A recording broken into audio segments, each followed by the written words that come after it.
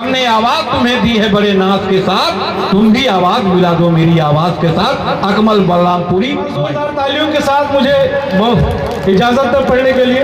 एक बार जोरदार तालियां बजा दिए। आज का ये प्रोग्राम 26 जनवरी गणतंत्र दिवस का प्रोग्राम है। अभी बंद होती आंखों के कई अरमान बाकी है, मुझे वो क्या खरीदेंगे मेरा ईमान बाकी है। वाह। अभी बंद होती आंखों के कई अरमान बाकी है, मुझे वो क्या खरीदेंगे मेरा ईमान बाकी है। हमारे देश की मिट्टी तुझे हम माँ भी कहते हैं, तेरी भी गोद में अब तक कई शैतान बाकी है। तेरी भी गोद में अब तक कई शैतान बाकी है। दोस्तों एक बात आप सबको बता दूं, आज 26 जनवरी है। 1950 को जन्म निकाला है एक शाम संविधान के नाम।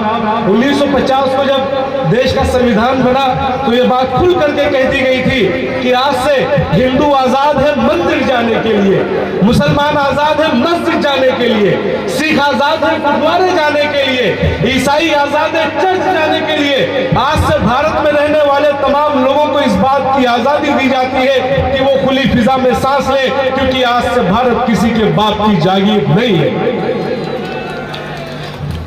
मैं चाहता हूं आखिर के मिस्र में यहां से लेकर के वहां तक जितने भी मेरे भाई बहन और बुजुर्ग हैं, सबकी दुआएं चाहूंगा।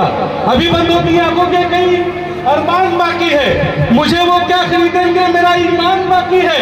हमारे देश की मिट्टी तुझे हम माँ भी कहते हैं, तेरी भी गोद में अब तक कई शैतान बाकी है।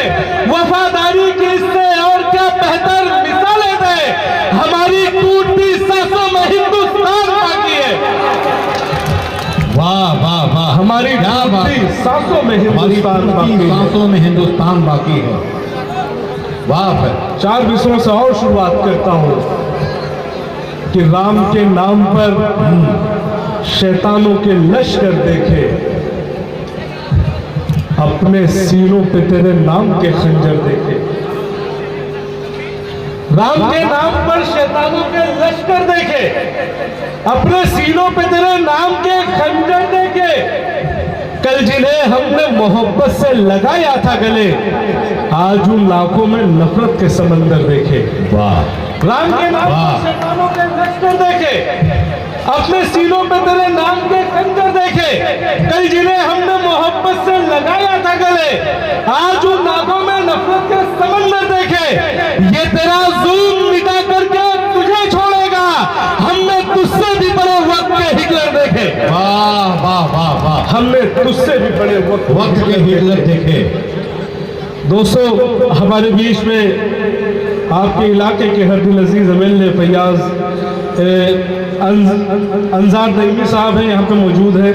सऊद असरार साहब है, ज़िला परिषद के चेयरमैन फैयाज आलम साहब यहाँ पर है, और फैसल भाई जो हमारे बहुत अजीज़ साथी वो भी मौजूद है यहाँ पर। हमारे अजीज़ दोस्त इम्तियाज़ भाई जो जर्नलिस्ट है, बहुत अच्छा इकरामुल हक भाई ने, और सब इस प्रोग्राम का इनेकाद का। एक बार ज़ोरदार तालियां आप लोग बजा दें इनकी मेहनतों के लिए।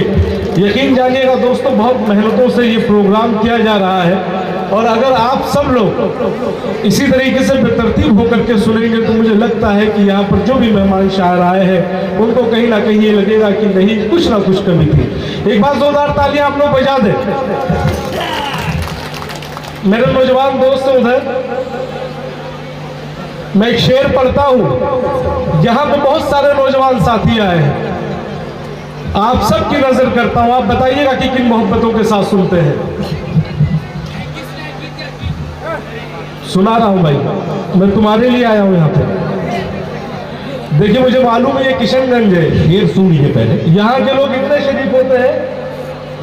एक मेरा दोस्त था यहीं पे जामिया में पढ़ता था, एक बार उसकी शादी जब हुई वो इतना शरीफ था, वो अपनी बीवी से रात में पूछ रहा है कि आप मेरे घर पर हैं कि आपके घर वालों को बताए इस बात का। तो ये किशनगंज है। एक शेर पढ़ता हूँ कि नशा सुरूर का चक्कर उतरने वाला, तेरे बगैर दिसंबर गुजरने वाला है। मैं जिसके वादे में उम्रें गुजार बैठा हूँ, वही जुबान से अपने मुकरने वाला है। जो उड़ रहे हैं परिंदे उन्हें खबर कर दो, को, शिकारी उनके परों को कतरने वाला है। फसाद करके जो बैठे हैं अपनी कुर्सी पर, उन्हें बताओ कि मौसम बिगड़ने वाला है, उन्हें बताओ कि मौसम बिगड़ने वाला है। जिसे खराब समझ करके तुमने छोड़ दिया, तुम्हारे बाद वो लड़का सुधरने वाला है।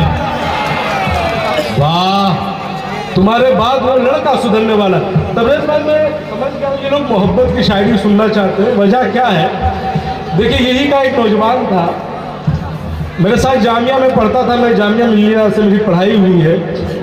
तो मेरा दोस्त था, तो एक बार वो मुझसे मिला, कहा यार मैं मौलाना साहब से मिला था किशन मैनी में, तो मैंने उनसे बताया कि मेरी शादी नहीं हो रही है। तो उन्होंने मुझे एक दुआ दी। मैं पिछले 1 महीने से दुआ पढ़ रहा हूँ, कोई असर ही नहीं हो रहा है। तो मैंने कहा कि अच्छा यार, वो किशनगंज के मौलाना थे, वो दुआ मुझे सुनाओ। तो जब उस लड़के ने वो दुआ सुनाई मुझे, तो मैंने कहा यार, तुम जिसे शादी का मंत्र समझ करके दुआ समझ करके पढ़ रहे हो, वो दुआ नहीं बल्कि सऊदी अरब का कौमी तराना है। किशनगंज के लोग हैं, बहुत मोहब्बतों से सुनते हैं। अगर ये नौजवान दोस्त है, यकीन जानिएगा दोस्तों, मोहब्बत की तो मैं ऐसी शायरी करता हूँ, मैं वादा करता हूँ जितने नौजवान दोस्त हैं सबको उनके पैरों पे खड़ा करके यहाँ से जाऊंगा। इजाजत है? हाँ, पढ़िए पढ़िए। पहला मिसरा दे रहा हूं आपको, आपकी जिम्मेदारी बनती है कि देखकर मुझको वो इस तरह से गायब होती। हाँ, अभी सादिया इकरा पढ़ रही थी, बहुत सारे नौजवान दोस्त थे यहाँ पे। मैं आपको बता दूं, वो जिस कॉलेज की बात कर रही थी, वो कॉलेज बंद हो चुका है 2 साल पहले। अच्छा, आपको जानकारी है? जानकारी इसलिए है क्योंकि मैं ही वहां का प्रिंसिपल बनने का चलिए। कि देखकर मुझको वो इस तरह से गायब होती, वाह, सर से जिस तरह मुसीबत कोई टल जाती है। मैं वली हूं ना कोई काम है रूहानी मेरा, लेकिन एक लड़की मेरे नाम पे जल जाती है।